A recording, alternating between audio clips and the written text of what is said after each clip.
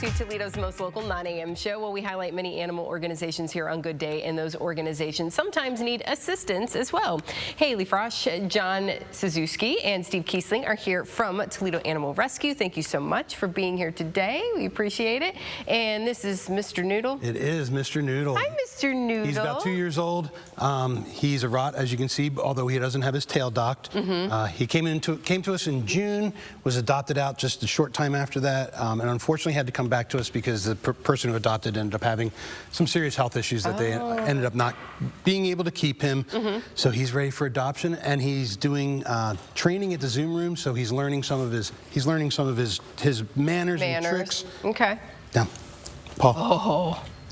I haven't seen any manners. So Chris behind the camera says he's I learning. haven't seen it. He definitely doesn't jibe with big guys in the beginning, as Chris can attest, and as I can attest, because it took me a good couple weeks for him to you know, trust me.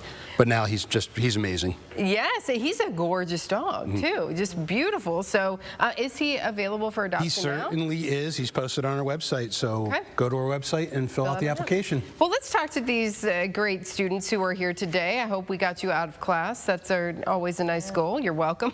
Thank you. So how are you helping out the shelter?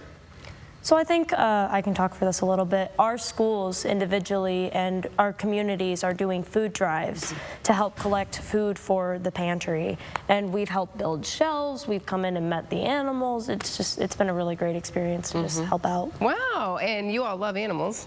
Yeah. Yes. You've spent a lot of time with some of the animals there at the shelter. Yeah, yeah. Lots of cats, he says. He says gets to see a lot of cats. So you're working on this pantry. Tell me about what this food pantry is.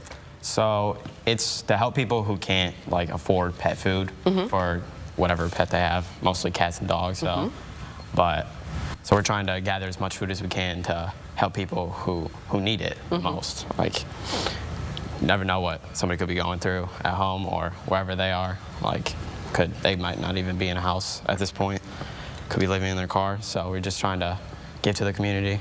Times are tough, you know, and animals, we love them and we want to give them all the best stuff. And so, but sometimes it can be a little pricey. So how has this pantry been going so far, Steve? It's been going very well. So first of all, these guys and 5 other students came to us from Youth Leadership Toledo. So we were very fortunate enough to have them pick us as a project and help us out. The pantry, it's really been kind of word of mouth. I think we've spoken about it before that we always have extra food that people donate, and we make sure those who donate it know that if we don't use it, can we pay it forward? It's just as important for us to keep animals in the home as it is to adopt the animals we have. So if someone's down, you know, they might just have lost their job or whatever the circumstances, we don't pry. We want to just help people keep their pets in their homes. So if we can do so, we'll do it. There's not a lot of resources for pet owners for pantries. I know a lot of food pantries do not supply pet food. Right. So we're just trying to fill a need. Right now, unofficially, we help 15 to 20 families a month, right with the food pantry opening, and it's going to be opening by appointment only at this time. So call the rescue to schedule a time to come in, and we have some paperwork for you to fill out. But other than that, we want to help you keep your pets in your home. Yeah, so, and like you said, you never know. You might lose a job suddenly, or, you know, something happens and you're suddenly in a situation that you weren't expecting, and you all can help with those pets. I'm just watching him. He's gorgeous. Students, how has it been for both of you? You're going to school, you're doing schoolwork, you're doing all that stuff. Why did you decide you want to help a local animal shelter? So through YLT, every single kid got to choose an organization to work with. And there was many different options, but as an animal lover myself, that was why I chose the Animal Rescue. And I mean, it's kind of tough finding time to go in and do all this planning and helping out with the animals, but it's so rewarding. I mean, just having an animal at home myself, you know, it's so awesome to get to have that experience. They're one of my best friends. So knowing that I can help other people keep their best friend is one of the best things for me. He's so cute. So yeah, how has it been for you, you know, trying to manage with school and doing the extra stuff too? Honestly, it's been a little difficult. Like, I've definitely had some troubles trying to keep up with everything, but I do really love doing this. Like, in my school, we do have a food drive, and it's been a little bit spotty. People haven't donated very much, so I hope if anybody goes to Star High School, you will donate to our pet food pantry. I also got some at St. Paul's Methodist, so there's a box there that you can donate to. We really appreciate it. And you're in the Swanton area, Yes. right? Yeah, so you cover a whole big area here. Our drive is probably going to be from March 4th through 15th. Okay. And it'll be set up at some local community spots as well as at the actual school itself.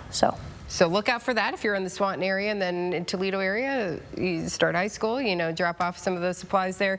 And Steve, for people who are at home, they either A, want to help, or B, need the help, how do they get connected with you all? Obviously, the easiest way is to give us a call.